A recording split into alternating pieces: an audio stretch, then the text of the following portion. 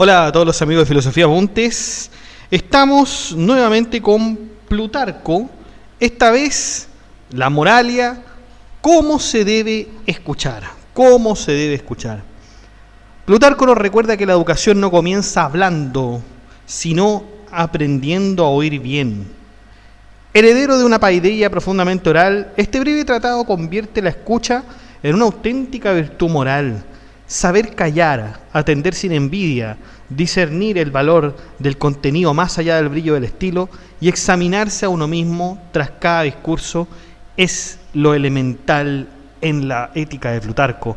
No se trata solo de recibir palabras, sino de dejar que ellas formen el carácter, despierten el juicio crítico y estimulen la propia inventiva. Porque en un mundo saturado de voces, Plutarco aquí nos invita a reaprender el arte de escuchar para crecer en virtud y sabiduría. Una sorprendente actualidad, ¿no? A veces uno no quiere que le hablen a veces, ¿ah? Uno quiere a veces ser escuchado, y con eso pareciera ser que de alguna manera el alma se aquieta, ¿no? Bueno, vamos entonces sin más dilación.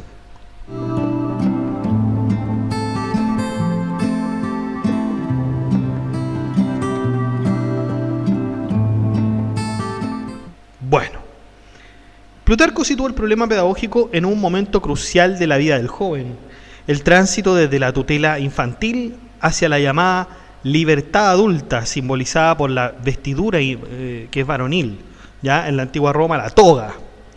Plutarco advierte que este paso suele confundirse con una emancipación absoluta de toda autoridad, lo que él califica de una anarquía sin explicación. No tiene un ideal político, sino que es un desorden interior, típico entonces que, por ejemplo, los muchachos ya en esta época, al menos aquí en Chile, llegan a los 18 años, antes era a los 21, y dicen, bueno, yo ahora soy absolutamente libre de hacer lo que quiera.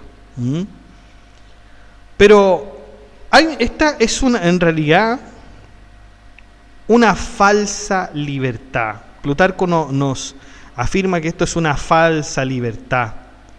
¿Por qué? Porque al llegar a esa edad se impone a las pasiones, como recién liberadas de sus cadenas, unos amos más terribles que aquellos maestros y pedagogos de la niñez. Porque quien se libera de la disciplina racional no se vuelve libre, sino esclavo de sus impulsos. Y esto lo hace lo trata de explicar con una comparación con las mujeres de Heródoto, que se despojan del pudor al mismo tiempo que del vestido. ¿Ah? O sea, hay una pérdida interior de moderación y respeto. Una anarquía, como lo podríamos decir. Los muchachos piensan que son absolutamente libres y que nadie les puede decir nada. Plutarco critica esto y redefine la auténtica libertad como obediencia ¿a qué? Obediencia a la razón. Y la identifica con el seguimiento de la divinidad. Seguir a la divinidad y obedecer a la razón son una sola y misma cosa. Seguir a la divinidad y obedecer a la razón son una misma cosa, nos dice Plutarco.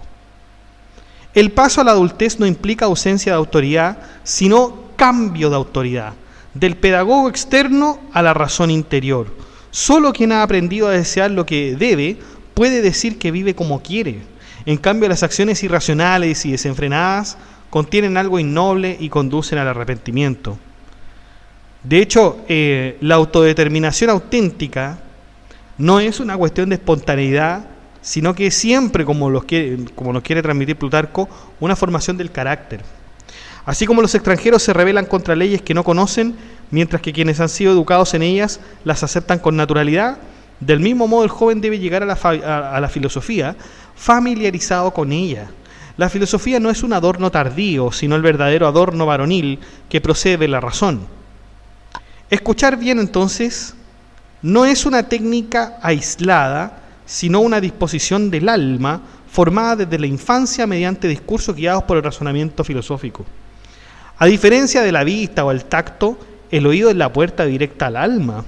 Los ruidos, discursos y palabras producen conmociones, perturbaciones y emociones profundas. De ahí la afirmación central del tratado: para la virtud la única entrada posible son los oídos de los jóvenes. siempre que estos se mantengan puros, no corrompidos por la adulación ni por discursos vacíos. Por lo tanto, escuchar es un acto moralmente riesgoso y decisivo. Hay una frase, de hecho, de Genócrates que decía poner fundas a las orejas de los niños, pero ¿qué quería decir con esto Genócrates? No es que quería que se les privara de oír, sino para protegerlos de los malos discursos hasta que la filosofía ocupe ese espacio sensible. Por eso se dice mucho, muchachos, que la filosofía no debiera enseñarse, digamos, en la tierna infancia, porque suele ser peligrosa, porque suele ser inentendible, los muchachos no la comprenden muy bien cuando son niños y de hecho se perturban y dicen, bueno, esto no sirve para nada, qué sé yo, un montón de cosas que se señalan que la filosofía no sirve para niños. La filosofía es para los jóvenes, quizás ya aquellos que son adolescentes. Pero fíjense que también se ha trabajado harto en programas de filosofía para niños. Eso lo hemos visto, por ejemplo, en algunos programas de posgrado de la Pontificia Universidad Católica, algunos cursos también de ahí, donde se ha tratado de trabajar este elemento. Hace un paralelismo también con los atletas. Los atletas deforman sus orejas por los golpes. Los discursos, asimismo, deforman el carácter con mayor profundidad que cualquier daño físico. La educación del oído es una profilaxis, una defensa anticipada del alma frente a la persuasión nociva. El hablar y el escuchar pueden producir los mayores bienes o los mayores males. Plutarco la utiliza para reforzar su idea de que, de alguna manera, el oído es el lugar donde se juega el destino moral del joven. Incluso los gestos cotidianos, como el juego infantil, como por ejemplo tomarse de las orejas, son oídos simbólicamente. Amar lo que nos beneficia por las orejas significa amar la palabra que educa y corrige. El joven que rehuye toda audición y desprecia los discursos permanece estéril para la virtud y fértil para el vicio. El alma, como una tierra inculta, produce maleza si no es trabajada. Los impulsos hacia el placer y la aversión al esfuerzo no provienen de fuera, sino que brotan del alma, de la naturaleza misma del alma. Solo los buenos discursos, escuchados con disposición correcta, pueden arrancarlos o transformarlos. Sin esta labor racional, el hombre, afirma con crudeza Plutarco, resulta menos manso que cualquier animal. Así, escuchar entonces no es una actividad pasiva como uno podría decir, sino, digamos, un acto fundacional de toda vida racional. Plutarco nos dice que el escuchar tiene un doble carácter. Es una fuente de gran provecho para los jóvenes, pero también un espacio de riesgo si se practica mal. Por ello sostiene que es necesario reflexionar continuamente, dialogar con uno mismo y con otro sobre el acto de oír. Plutarco identifica un error pedagógico recurrente. Muchos se ejercitan prematuramente en hablar, convencidos de que la palabra requiere aprendizaje y práctica, mientras que el escuchar se considera siempre como una actividad pasiva, útil incluso cuando se ejerce sin disciplina. Pero contra esta idea Plutarco afirma con claridad que aprender a recibir la palabra es anterior a aprender a emitirla, estableciendo en realidad una jerarquía formativa que invierte las prioridades habituales de los jóvenes. De hecho, recurre a comparaciones naturales y técnicas de gran fuerza didáctica. Así como en el juego de la pelota es necesario aprender a lanzar como a recibir, en el uso de la palabra, el recibir correctamente es anterior al lanzar. Lo hace también con una analogía biológica, o sea, recibir y conservar el germen de la vida es previo al nacimiento. Cuando esta recepción falla, el resultado es un discurso vacío y comparable a los huevos vacíos de los que hablaba Aristóteles en la historia de los animales. El joven que no sabe escuchar engendra palabras sin vida, discursos huecos, que se esparcen bajo las nubes sin glorias y sin ser vistos. De hecho, este es un verso que Plutarco atribuye a Empédocles probablemente. La palabra sin escucha previa carece de peso ético entonces y de eficacia moral. Así, los jóvenes son como vasijas defectuosas. En lugar de inclinarse para recoger cuidadosamente el líquido que se vierte en ellas, dejan escapar lo útil. Y el resultado es una inversión grotesca de valores.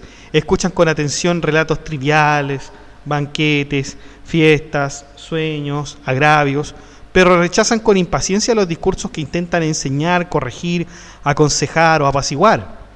Frente a la palabra útil, reaccionan con discusión arrogante o con huida hacia conversaciones vacías, llenando sus oídos como vasijas rotas de todo tipo de banalidades. Entonces, claro, esto pasa recurrentemente cuando los adultos hablan sobre temas triviales, hablan en contra de su prójimo, digamos, chismosean, están con susurros, rumores, se enfocan en cosas absolutamente absurdas y el niño está presente ahí. El niño está presente ahí. Y el niño no tiene que poner más atención a ninguna otra cosa porque los padres no hablan de otra cosa. Y ahí el niño va nutriéndose, va adquiriendo todas esas cosas, va entendiendo porque no es un animalito, digamos, sin raciocinio. Por supuesto que lo va adquiriendo todo ello. Y las cosas que se hablan, digamos, que son de más importancia, esas las va a rechazar, porque está viendo que sus padres están tomando más importancia a aquellas cosas triviales. Así como los buenos criadores hacen obediente a los caballos al freno, del mismo modo los niños deben ser hechos sumisos a las palabras, no enseñándoles primero a hablar, sino a escuchar. En este contexto se cita el elogio de Espíntaro hacia Epaminondas, un hombre que conocía muchas cosas y por lo tanto hablaba poco. La sabiduría auténtica se manifiesta entonces en la sobriedad verbal, no en la abundancia de palabras.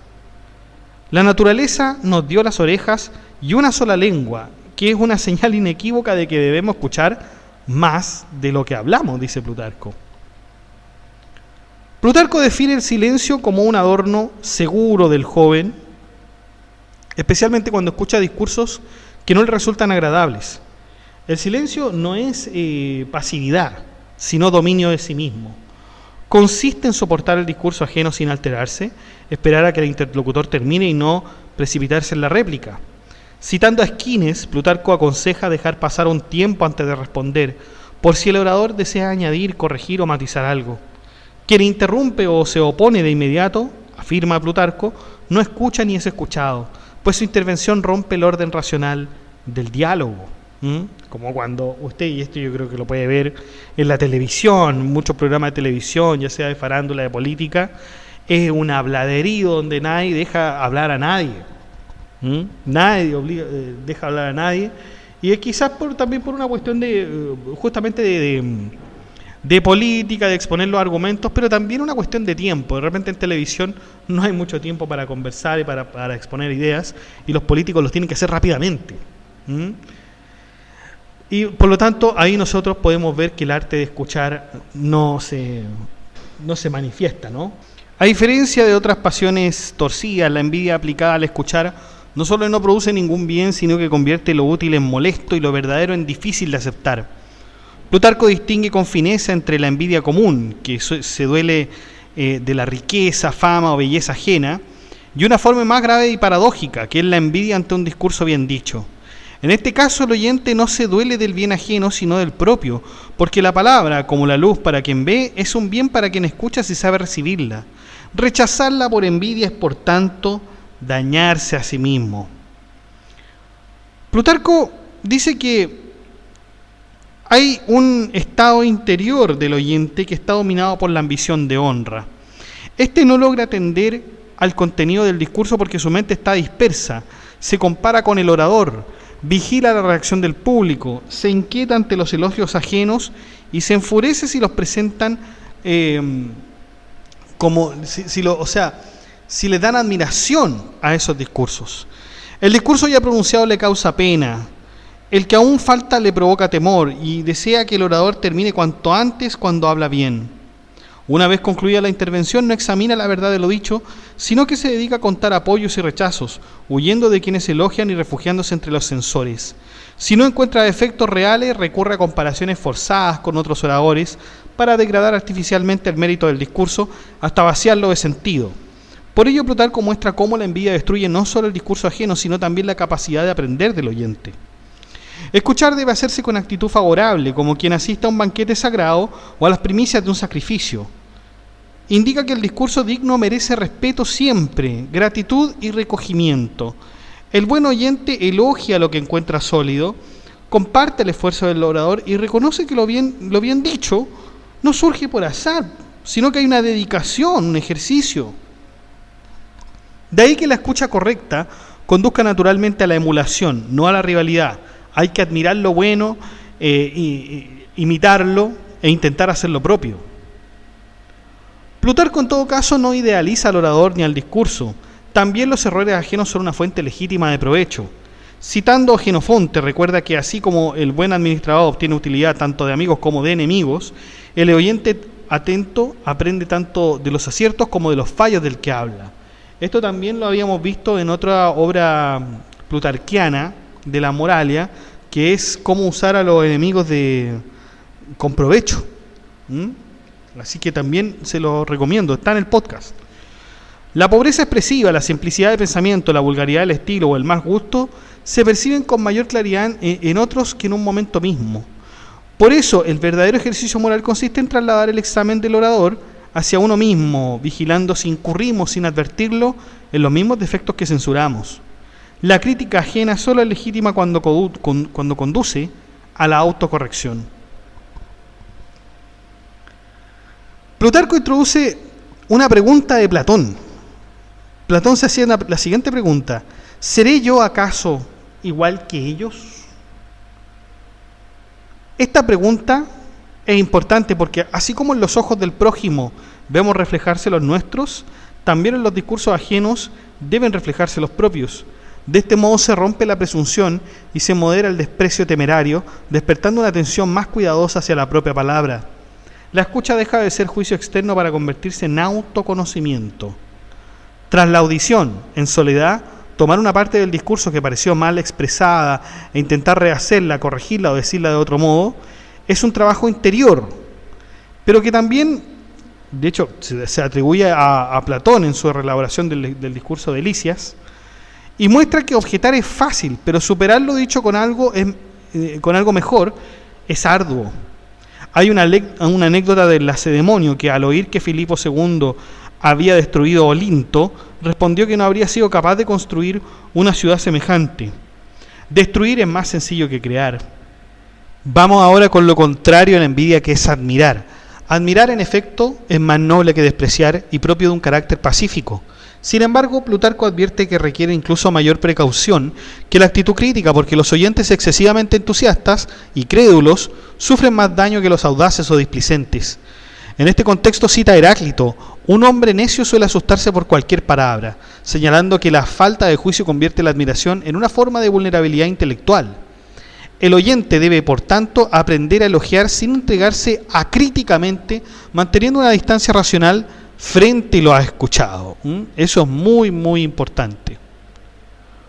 Por lo tanto, es legítimo conceder elogio al orador y mostrarse sencillo y favorable ante su expresión y presentación, pero al mismo tiempo se exige un examen agudo de la utilidad y verdad de lo dicho. Esta doble actitud protege tanto al oyente, que no se deja arrastrar por opiniones falsas o dañinas, como al orador, cuyas palabras no generan rechazo ni perjurio.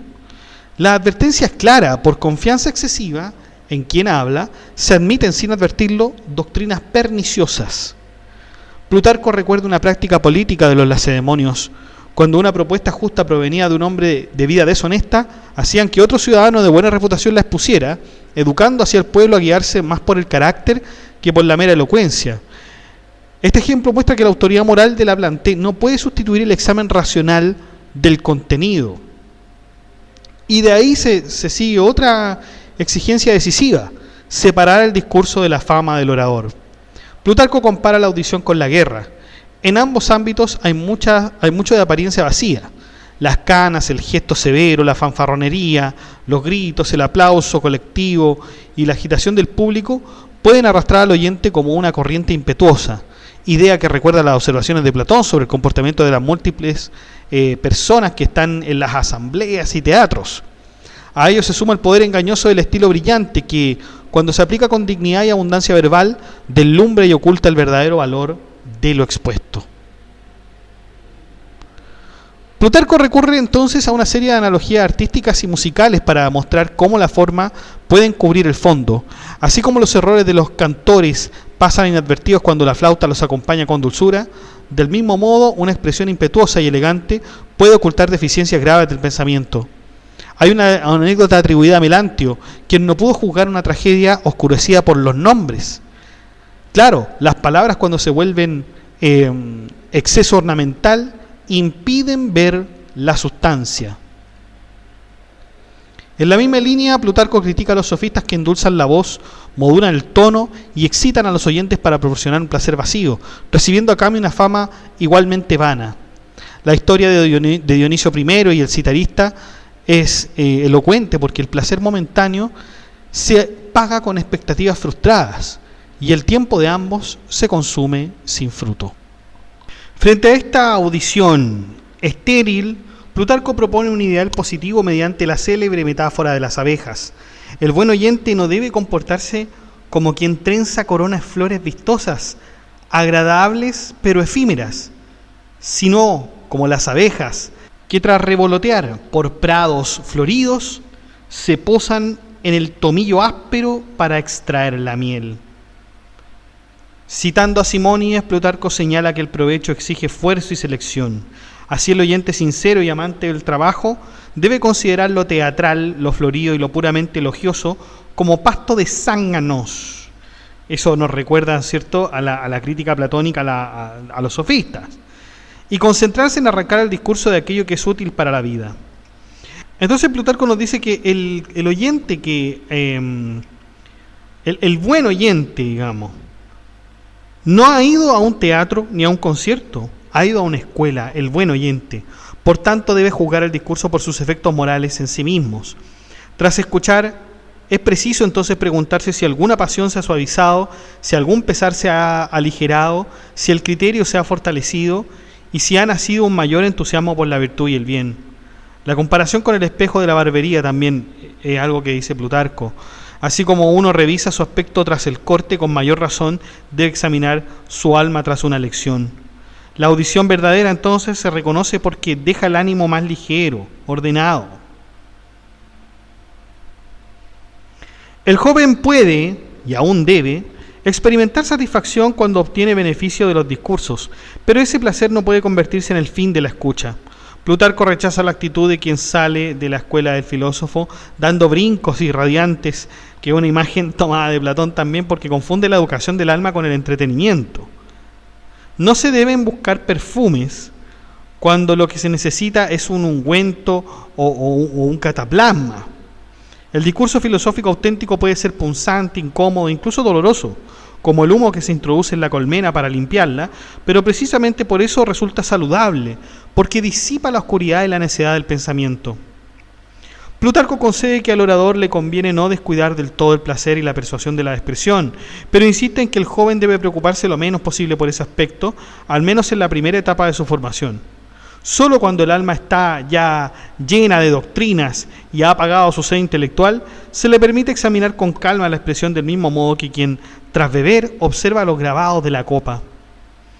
Invertir este orden, es decir, atender primero a la forma y no a los hechos, es para Plutarco un grave error pedagógico. Y este error se ilustra con ironía mediante ejemplos de refinamiento absurdo. Quien no quiere beber un remedio si el vaso no es de arcilla, o no quiere cubrirse en invierno si la lana no es de lática, por ejemplo, porque representa al joven que exige una adicción ática pura y elegante antes de aceptar la verdad.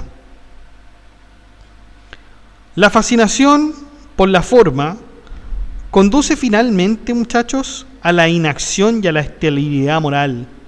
De este vicio, señala Plutarco, nace una paradoja peligrosa: gran sutileza verbal y palabrería en las escuelas, unida a una profunda carencia de inteligencia práctica y buen juicio, porque los jóvenes elogian palabras sin examinar si lo dicho es útil, necesario o bien vacío. A partir de aquí entonces Plutarco desarrolla una doctrina sobre el preguntar, complementaria del arte de escuchar. Así como en una comida es impropio pedir platos distintos de los que están servidos o criticarlos del mismo modo, en un banquete de discursos el oyente debe atender al tema propuesto y no desviar la exposición con interrupciones caprichosas. Las preguntas fuera de lugar no solo privan de provecho al oyente, sino que perturban al orador y destruyen la unidad del discurso. Cuando se invita a preguntar, las cuestiones deben ser claras, útiles y esenciales, no ejercicios de ostentación dialéctica. De hecho, también nos cuenta otra anécdota de Odiseo, que ridiculizado por pedir mendrugos y no espadas ni calderos, sirve para ver que la grandeza de ánimo se muestra tanto en dar como en pedir cosas grandes. Por analogía, resulta aún más ridículo el oyente que desvía al orador hacia cuestiones pequeñas e insignificantes, como ciertos problemas técnicos y abstrusos que algunos jóvenes plantean para exhibir como que fueran grandes pensadores matemáticos o dialécticos, sin relación con la formación moral que necesitan. Hay una anécdota del médico Filótimo, porque ante un enfermo grave que pide un remedio para un simple panadizo, el médico le responde: tu mal no está en el panadizo. Entonces, del mismo modo, dice Plutarco, no es momento para que el joven se pierda en sutilezas especulativas, sino que se libere de su engreimiento, vanidad, charlatanería y desorden vital. La escucha debe orientarse a sanar lo esencial del alma y no alimentar la ostentación intelectual. El oyente prudente debe plantear cuestiones acordes con la experiencia, naturaleza y capacidad de quien habla, no exigir física y matemática al moralista, ni arrastrar al físico a disputas lógicas artificiales. La comparación con quien intenta cortar leña con una llave o abrir una puerta con una hacha es del mismo estilo. No se daña tanto el instrumento como a uno mismo, que se priva de su utilidad. Así, quien pida al orador lo que no puede ni ha aprendido a dar, no solo no obtiene provecho, sino que se gana fama de mal carácter y enemistad. También otra cosa que nos advierte Plutarco es contra una forma sutil de vanidad, la ostentación mediante preguntas frecuentes y abundantes. Preguntar sin medida no nace del deseo de aprender, sino del afán de exhibición. Frente a ello, el hombre verdaderamente filólogo y sociable sabe escuchar con buen temple, permitiendo que el discurso se desarrolle sin interrupciones, salvo cuando una necesidad vital lo exige, una emoción que requiere moderación, una desgracia que pide consuelo, o un conflicto interior que reclama orientación. De hecho, nos da la sentencia de Heráclito, Plutarco: no es mejor ocultar la ignorancia, sino hacerla visible para curarla. La escucha filosófica no debe ser evasión del reproche, sino confrontación directa con aquello que perturba el alma. Plutarco enumera con claridad esos desórdenes interiores.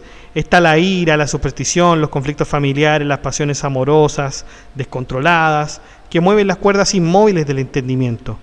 Y sostiene que no deben ser evitados mediante discursos ajenos y abstractos, sino enfrentados escuchando precisamente enseñanzas que los traen. Más aún, después de la audición pública, el oyente debe acercarse en privado al filósofo y preguntar sobre esos asuntos personales. Se critica así una actitud entonces que era muy extendida: admirar al filósofo cuando habla de temas generales, pero molestarse y considerarlo indiscreto cuando aplica su enseñanza directamente a la vida concreta del oyente. Plutarco entonces denuncia que muchos quieren oír a los filósofos, pero solo en las escuelas, como se oyen tragedias en los teatros, creyendo que fuera de ese espacio el filósofo no tiene nada que decirles.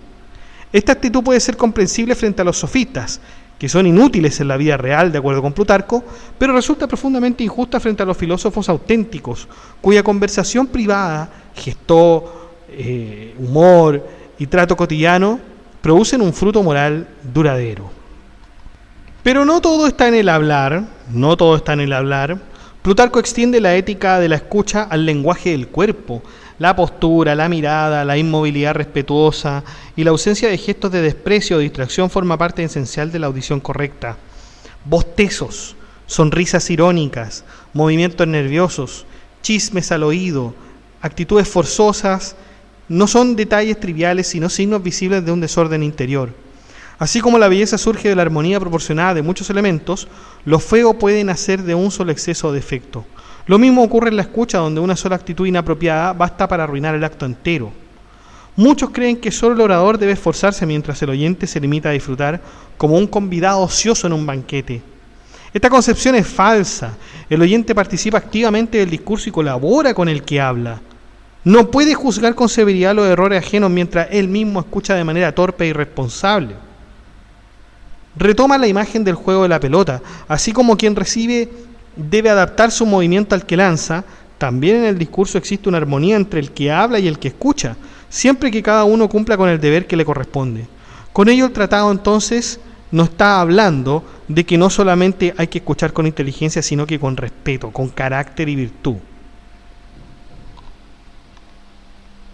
Y bueno, muchachos, entonces terminamos con Plutarco, este importante tratado de cómo se debe escuchar. ¿Se dan cuenta que Plutarco, para él, escuchar es una cuestión activa? Requiere disciplina del ánimo, paciencia, disposición a aprender, y una cuestión muy importante que ya nos ha repetido en casi toda la Moralia, el dominio de sí mismo. El dominio de sí mismo. El mal oyente interrumpe, busca lucirse, espera su turno para responder, pero no para comprender. Escuchar bien entonces es una forma de educación moral, porque el oyente virtuoso suspende el juicio, no se deja arrastrar por la ira ni por la adulación. Escucha, reconoce que el otro puede saber más. La conversación es un ejercicio ético, no es un ring, no es un ring de vanidades. El ruido del aplauso, la burla o la impaciencia corrompe siempre el aprendizaje.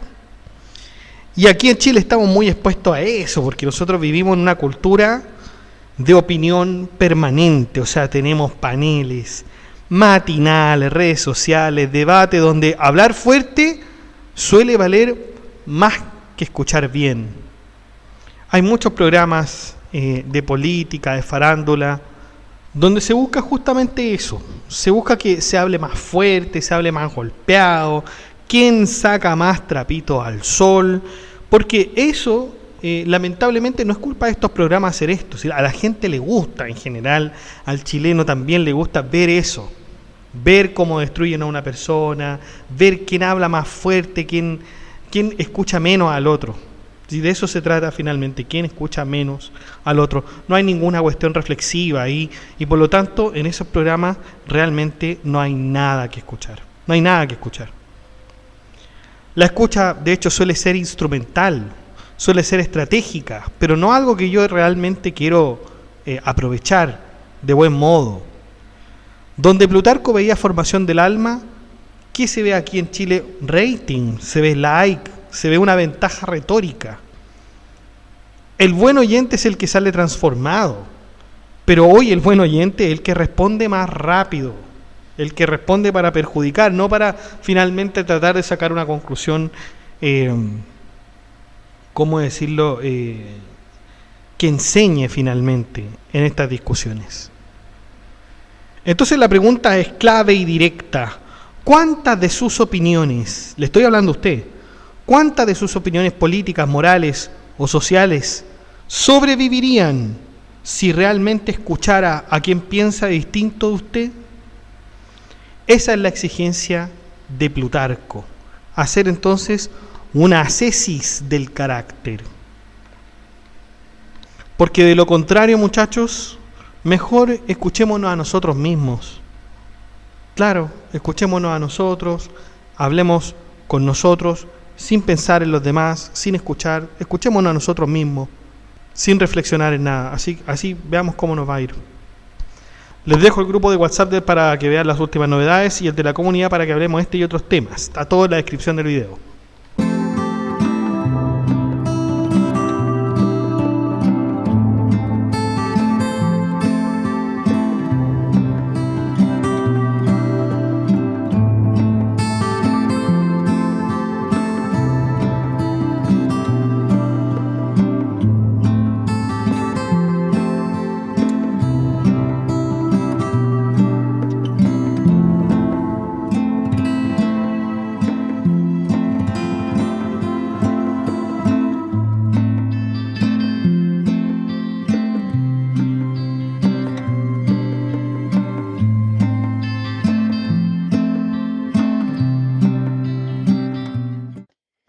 Bueno chicos, y eso ha sido todo. Muchas gracias por escuchar este podcast. Si le ha gustado, dé like, comente, comparta, suscríbase, acceda al blog que está en la descripción del video, haga soporte en PayPal y en Patreon.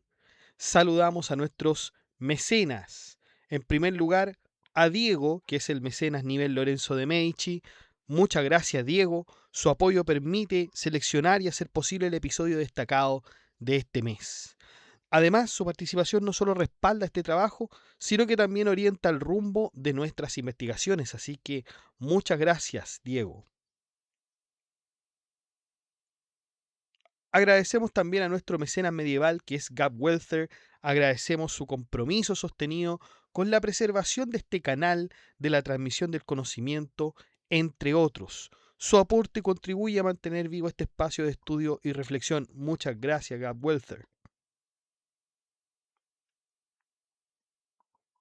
Saludamos a nuestros mecenas romanos, que son Abstract Paniker, José Manuel Santos, Ricardo, Mayra Alejandra Durán, Sergio Pablo Camarillo Hernández, Luis Gilberto Osorio Casas, Leticia Mejías, Álvaro Bonilla, Noecita y Luan Santos. Gracias, muchachos, por brindar la base que sostiene este proyecto mes a mes. Su constancia y apoyo permiten que esta labor continúe con seriedad, disciplina y dedicación. Y usted también puede ser un mecenas y apoyar este proyecto educativo que es Filosofía Apuntes, haciendo clic en el botón unirse de cada video, en el cual usted podrá encontrar todas las membresías y usted podrá escoger la que mejor le acomode, la que mejor le resulte.